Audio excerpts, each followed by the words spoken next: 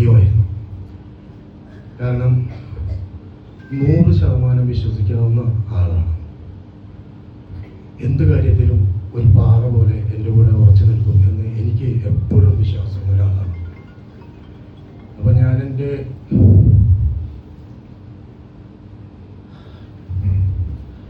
കുട്ടികളോട് പറയുമായിരുന്നു,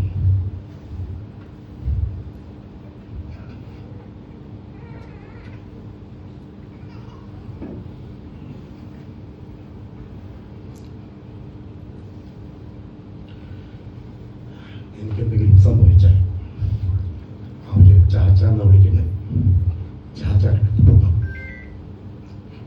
കാരണം എനിക്ക് 100% ഉറപ്പാണ് അവനുണ്ടാവും കൂടെ.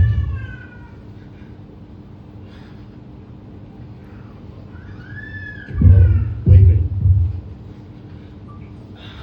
അവന്റെ മക്കൾ എന്നോട് പറയണ്ട, അവരോട് പറഞ്ഞിട്ടുണ്ടാക്കി അവനെന്തെങ്കിലും സംഭവിച്ച ഇക്ക പറയുന്നത് കേട്ടുവേ മുന്നോട്ട് പോകാൻ.